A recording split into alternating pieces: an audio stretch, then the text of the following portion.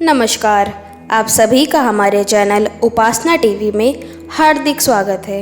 आइए सुनते हैं कार्तिक मास की महिमा। कार्तिक महीने की शुरुआत हो गई है और कार्तिक माह का स्नान बेहद ही शुभ माना जाता है। इस दौरान भगवान विष्णु का पूजन करने से उनके साथ ही माता लक्ष्मी का भी आशीर्वाद मिलता है। कहते हैं कि यह भगवान विष्णु का प्रिय महीना है और इस महीने पवित्र नदियों में स्नान करने से पुण्य मिलता है। इस माह में भगवान विष्णु अपनी योग निद्रा से जाग जाते हैं और इसके बाद ही हिंदू धर्म में मांगलिक कार्यों की शुरुआत होती है। कार्तिक मास में ही करवा चौथ, अहोई अष्टमी, दीपावली, गोवर्धन और भाई दूज जैसे महत्वपूर्ण त्यौहार आते हैं। कार्तिक माह का स्नान विशेष महत्व रखता है। जो व्यक्ति कार्तिक स्नान करता है उसे पुण्य फल प्राप्त होता है। कार्तिक स्नान का महत्व हिंदू धर्म में विशेष रूप से बढ़ जाता है क्योंकि इसे पवित्रता और आध्यात्मिक उन्नति का समय माना जाता है। कार्तिक मास के शुक्ल पक्ष की एकादशी से लेकर पूर्णिमा तक भक्तजन नदियों, तालाबों और अन्य पवित्र नदियों में स्नान करते हैं। इसके पीछे एक पौराणिक कथा है जो इस स्नान की महत्वता को दर्शाती है। प्राचीन काल में एक राजा हुआ करता था जिसका नाम था राजा अम्बरीश। वह बहुत ही धर्मपरायण और भक्त था।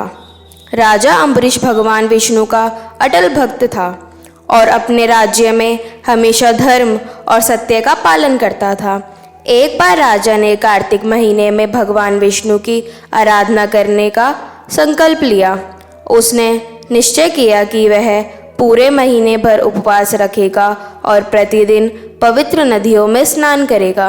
राजा अम्बरीश ने अपने कर्तव्यों का पालन करते हुए इस व्रत को पूरी श्रद्धा के साथ किया।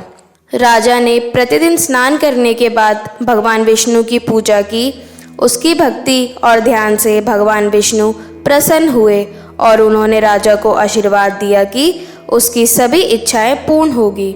राजा की भक्ति और साधना से संतुष्ट होकर भगवान ने उसे विशेष शक्तियां प्रदान की। इस बीच एक ऋषि जिसका नाम दुर्वासा था राजा के दरबार में आने का निश्चय किया।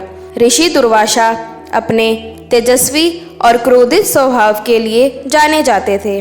उन्होंने राजा को कहा, मैं तुम्हारे यहाँ भोजन के लिए आऊँगा। राजा ने विनम्रता से कहा, आपका स्वागत है, मैं आपके लिए सबसे अच्छा भोजन तैयार करूँगा। जब ऋषि दुर्वासा भोजन के लिए आए तब राजा अम्बरीश ने अपने व्रत के कारण उपवास रखा था। राजा ने सोचा कि पहले ऋषि को भोजन कराना चाहिए ताकि वे प्रसन्न हों, लेकिन जब ऋषि ने भोजन किया तब वह संतुष्ट नहीं हुए और राजा से यह कहा, तुम्हें ये जानना चाहिए कि मुझे मेरी इच्छाओं के अनुसार भोजन चाहिए। राजा ने कहा, मुझे क्षमा करें ऋषि, मैं व्रत में हूँ और अगले दिन भोजन करूँगा। यह सुनकर ऋषि दुर्वासा क्रोधित हो गए और उन्होंने राजा पर श्राप दिया कि तुम इस उपवास के कारण मुझसे दूर हो जाओ। राजा अम्बरीश को यह स्थिति अत्यंत कठिनाई में डालने वाली थी क्योंकि वह भगवान विष्णु का भक्त था। उसने भगवान विष्णु की शरण ली। भगवान विष्णु ने अपनी शक्ति से दुर्वासा ऋषि को अपने मन की इच्छा को पूरा करने के लिए कहा। उन्होंने ऋषि को बताया कि राजा अम्बरीश एक सच्चा भक्त है और उसका भजन करने वाले को कोई भी दुख नहीं दे सकता। भगवान विष्णु के आशीर्वाद से दुर्वासा का क्रोध शांत हुआ और उन्होंने राजा अम्बरीश से क्षमा मांगी। राजा ने उन्हें अपनी दया और प्रेम से क्षमा किया। इसके बाद दुर्वासा ने राजा की भक्ति की सराहना की और कहा, कार्तिक स्नान और व्रत करने से सभी पापों का नाश होता है और भगवान की कृपा प्राप्त होती है। इस कथा से हमें यह सीखने को मिलता है कि सच्ची भक्ति और श्रद्धा से व्यक्ति को भगवान की कृपा मिलती है। कार्तिक स्नान का महत्व केवल पवित्रता में नहीं बल्कि आस्था और समर्पण में भी निहित है।